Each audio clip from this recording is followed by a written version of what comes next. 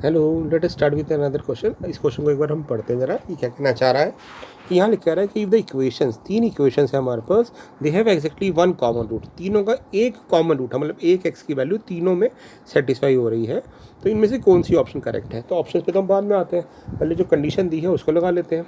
अगर तीनों का कॉमन रूट है तो हम पहले क्या करते हैं, लेट कर लेते हैं, let alpha be the common root, मतलब तीनों को जो कॉमन वैल्यू सेटिस्फाई हो रही है वो alpha, let alpha be the common root. तो अगर अल्फ़ा इनका कॉमन रूट है तो तीनों इक्वेशन को सेटिस्फाई करना चाहिए। तो पहली इक्वेशन क्या बन जाएगी हमारी, alpha square minus P plus Q alpha plus 4 equal to 0 है ना।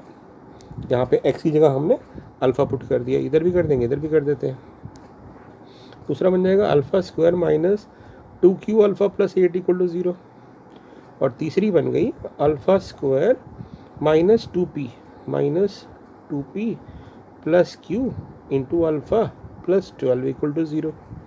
तो इन तीनों क्वेश्चन को सॉल्व करके, तीन वेरिएबल है हमारे पास अल्फ़ा, पी और क्यू, उनको तीनों को सॉल्व कर देंगे इन तीनों क्वेश्चन से। तो कैसे करते हैं, हम किसी भी ऑर्डर में सॉल्व कर सकते हैं। तो मैं यहाँ देख रहा हूँ फर्स्ट और थर्ड ऑलमोस्ट सिमिलर है, तो मैं थर्ड को ना थोड़ा सा एलिब्रेट ऐसे करूँगा। देखो बेटा, इसको मैंने 2p में से ना एक p अलग कर लिया, एक p अलग कर लिया, p अल्फ़ा, और 12 में से भी 4 अलग कर लिया, 8 अलग कर लिया।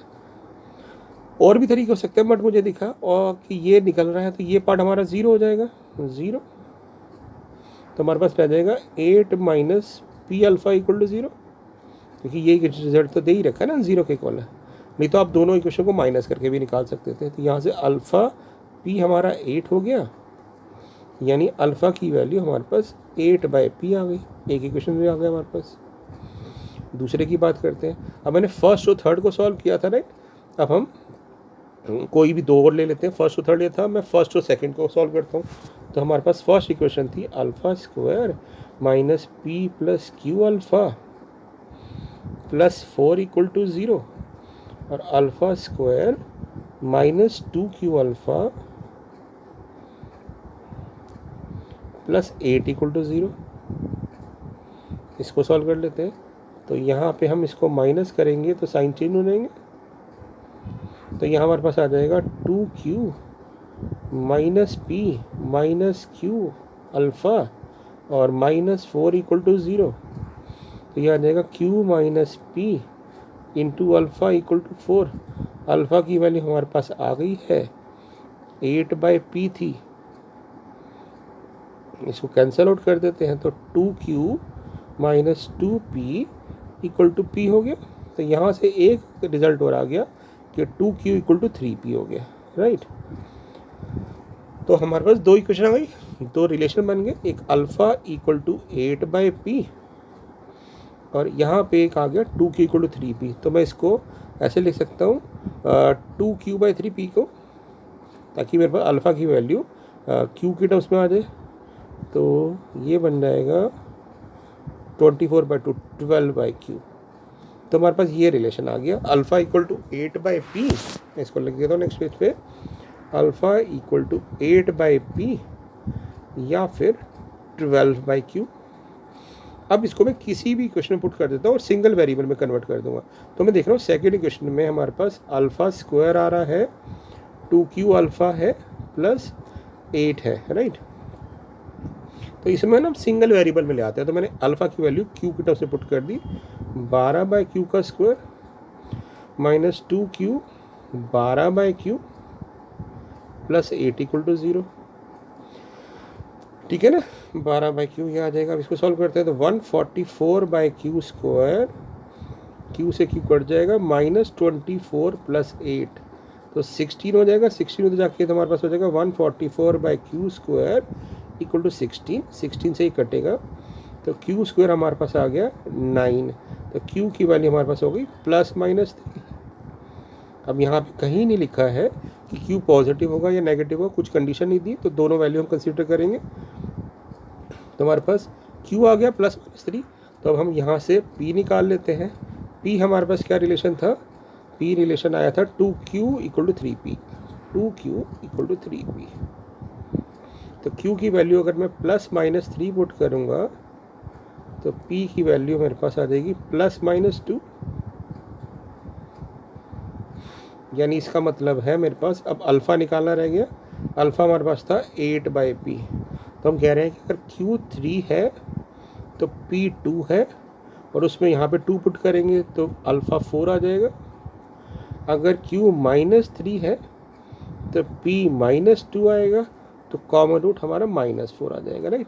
तो ये ऑप्शंस हो सकती हैं, बट वो कह रहे हैं इनमें से कौन सी सही है। तो हमारा P2 कैन भी करेक्ट है, कैन भी मतलब हो सकती है ना, 2 ऑप्शन है। तो हमारा P2 आ रहा है, Q3 आ रहा है, और अल्फ़ा कॉमन रूट 4 आ रहा है। तो यहाँ तक तो ओके, यानी पहला, दूसरा, तीसरा क्वेश्चन ऑप्शंस करेक्ट है। अब हमें दिखाना है कि sum of all the non uncommon root is 4, ठीक है। तो उसको कैसे चेक करेंगे, तो एक बार देख लेते हैं हम कि ना, या तो हम एक पी और क्यू की वैल्यू पुट कर दें उसके अंदर। तो अगर मैं पी और क्यू की वैल्यू पुट करूँगा तो मेरे पास जो इक्वेशन बन रही है, अगर आप नोट करो, बिना इक्वेशन से भी कर सकते हो, इक्वेशन से भी कर सकते हैं। तो पहली इक्वेशन थी x² - p + q, तो उसमें हो जाएगा 5 या -5, और अगला था +4 = 0। अगर माइनस लेंगे तो ये प्लस आ जाएगा, राइट। दूसरी क्वेश्चन थी x² - 2qx, q हमारे पास है 3, तो -6x + 8 = 0। अगर माइनस वाला रिजल्ट लेंगे तो +6 बन जाएगा, ठीक है। इसका एक ऑप्शन भी अलग भी बताऊंगा। तीसरी का इक्वेशन थी हमारे पास x² - 2p, p का डबल 4 + 3 7 + 12, और अगर माइनस लेंगे तो ये +7 बन जाएगा। तो कहने का मतलब है इसके रूट आ रहे हैं हमारे पास 1 और 2, 1 और 4, इसके आ रहे हैं 2 और 4 6 होता है, तो 2 और 4, और तीसरे के आ रहे हैं 3 और 4। तो कॉमन रूट क्लियरली 4 दिख रहा है हमें, और अनकॉमन रूट 1 2 3 है। तो इन तीनों का सम 6 हो रहा है या फिर -6 हो रहा है। दोनों ही केस में अनकॉमन रूट का सम 4 नहीं आ रहा, तो इसका मतलब है ये ऑप्शन गई। और नहीं तो आप क्या कर सकते थे, ये फोर्थ ऑप्शन को चेक करने के लिए सम ऑफ द रूट जो होता है वो तो ये होता है ना, ये है ना, negative sum of coefficient of x upon coefficient of x², यानी इनका सम करके भी कर सकते थे, है ना। इसका सम कितना आ जाएगा, तीनों को ऐड कर देते तो 2p और p हो जाता 3p, और फिर यहाँ कर देते q, ठीक बात है। तो इसमें सबका समझ आता, उसमें से 4 को 3 बार माइनस कर देते तो आपको पता चल जाता, क्लियर ना। ये जितनी बार भी 4 आ रहा है तो हम कर लेते उससे, राइट। 4 4 4 तीनों बार आता है इसलिए, नहीं तो ऐसी ऑप्शन ठीक है। यानी इस क्वेश्चन का आंसर क्या होगा सही, first correct, second correct, third correct, D option is incorrect, क्योंकि sum of all the non common root is 6 या -6, ठीक है। ये भी अच्छा क्वेश्चन था, थैंक यू।